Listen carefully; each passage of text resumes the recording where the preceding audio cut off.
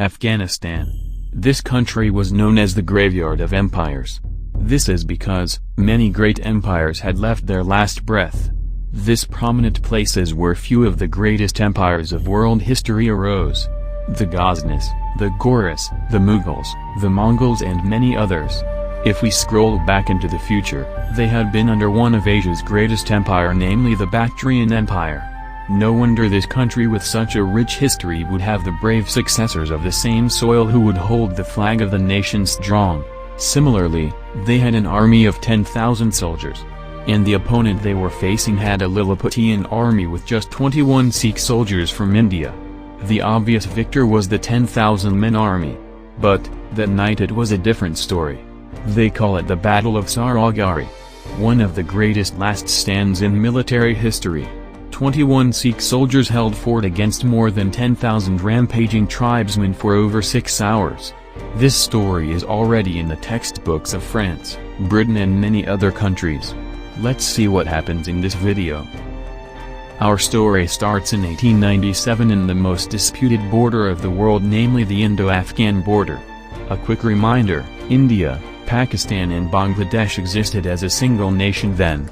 India was also under the control of history's largest empire, namely the British Empire, which spanned over 13.71 million square miles or 35.5 million square kilometers.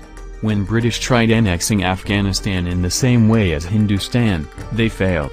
They repeated the same again and again, but were unsuccessful. They tried several strategies, one of which was that they built a string of forts to provide them communication in the course of annexing the mountainous region. Two of such forts were Fort Gulistan and Fort Lockhart. But the distance between them was quite a bit, and so, a tiny village named Saragarhi was set up as a signaling station to relay messages from one end to the other through Morse codes in the form of reflectors or mirrors.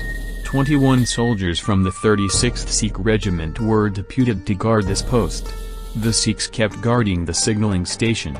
This went on for many days. Until one particular day. The date is September 12, 1897. The same date as today, but the year was different. The rooster made this noise. The 21 Sikh soldiers began their day as usual. After performing daily activities, they sat down to have a chit-chat among themselves. Suddenly, the ground started trembling. Nope. It wasn't an earthquake. It wasn't the foot of a dinosaur. It was 10,000 soldiers heralding towards themselves, carrying huge weapons in their hands and riding on horses. A huge cloud of dust arose from the horizon. Yes, this was Afghanistan's attack. If they take control of Saragarhi, they could prevent the signals from Fort Gulistan from reaching Fort Lockhart and vice versa. Thereby, they could gain control of the entire territory. As soon as the Sikhs in Saragarhi came to know about this, one of the Sikhs named Gurmukh Singh sent signals to Fort Lockhart through Morse code and the mirror saying that 10,000 troops were approaching them, and also requested the British to send few more soldiers to join the Sikhs in order to save their fort and their territory.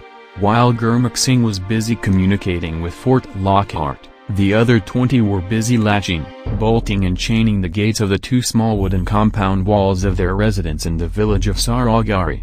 Meanwhile, the British gave a reply that they could not send even one soldier to Saragarhi, as the British felt that the soldiers they sent would reach Saragarhi only after the signaling center in Saragarhi is already under the control of the Afghan clans. Therefore, the British told them to quickly make an escape from Saragarhi before the Afghans could find them. As soon as the leader of the 21 Sikhs named Havildar Ishar Singh heard this, his blood started boiling owing to the fact that each of the 21 members were Sikhs. And Sikhs are known for their bravery and sacrifice. So, if they take a step back, the upcoming generations would consider Sikhs to be cowards and fraidy cats. So as to guard the honor and respect of the Sikh community, Ishar Singh made his decision. They would stay, and they would fight. Everyone were ready to obey Ishar Singh's words. Gurmukh Singh returned to his reflector to signal the fort that they were not retreating. The sound of the approaching troops became louder and more powerful with each second passing by. Here is when Ishar told the 19 of his subordinate soldiers except Gurmukh Singh, who would be signaling the fort, about the progress without any rest. The rest of the 19 soldiers were told by Ishar that the number of Sikhs on their side was known only by themselves and the British and not the clan which was attacking them. So, the 20 of them should never retaliate and abide by the orders of Ishar Singh. They took their positions, and the stage was ready to experience something that had never happened before or had occurred after this as well. Over the next 6 hours, the 20 Sikhs kept shooting off wave after wave of the Afghan warriors with their .303 caliber single-loading rifles. Corpses heaped one on top of the other on the ground. But the opposition never seemed to end. It was like the waves of a sea, receding, reinforcing and rushing again with more vigor. Still, the battle witnessed an ant outpowering an elephant, 20 rifles roaring against 10,000. Within minutes, bullets started drilling through the compound wall. One such shell protruded through the wall and resulted in the loss of one Sikh, leaving only 20 behind. Suddenly, one enemy manages to climb up the wall. He kills one of the remaining 19 before being killed. Each loss is huge and monumental. Similarly, the number of Sikhs were dropping slowly, but the opponent's soldiers were continuously attacking the Sikhs. After some time, shouts were being heard from outside the wall, that is from the Afghans who promised the Sikhs wealth, safety as well as a position in their kingdom if they surrendered this signaling center at Saragarhi. Yet, not a single soul cared. Since peace and silence didn't work out, the only option was violence.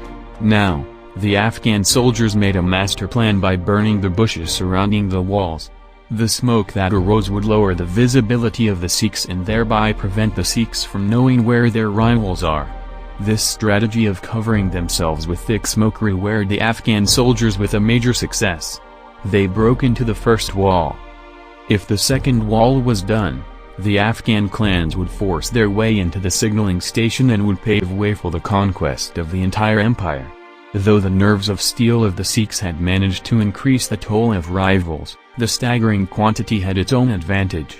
Now, one of the Sikhs, namely Lal Singh, was sent out of the wall and he started killing as many members as he could. He managed to decimate 28 foes before dying.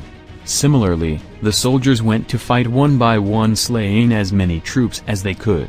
But, in this process, a number of Sikh soldiers were lost, leaving only a handful of soldiers behind. Still, the Afghan soldiers had no idea how many soldiers were left. At Ishar Singh's orders, his men fall back to secure the last line of defense. And after seconds of discussion, at Ishar Singh's command, every other Sikh except Gurmukh had taken their weapons and went out of the walls together. They hold themselves on with a pistol in one hand and a sword in the other. They fight one warrior after another and mounting dozens of Afghans dead. After hours of valiant fight, the number of Sikhs become only 2. Ishar Singh and Gurmukh Singh. Since Gurmukh was busy signaling the British, Ishar turned into a one-man army. He kept knocking down Afghan soldiers one by one till he had killed more than 300 rivals single-handedly.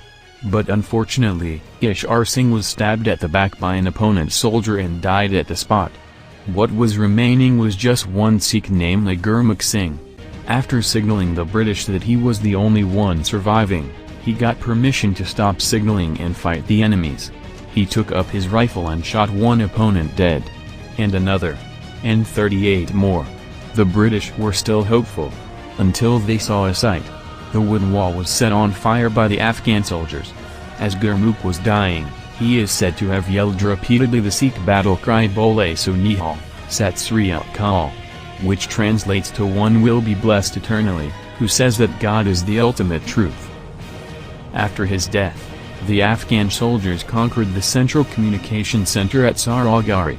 After this, when they counted the number of deaths, they were shocked to see that they had lost 687 of their troops.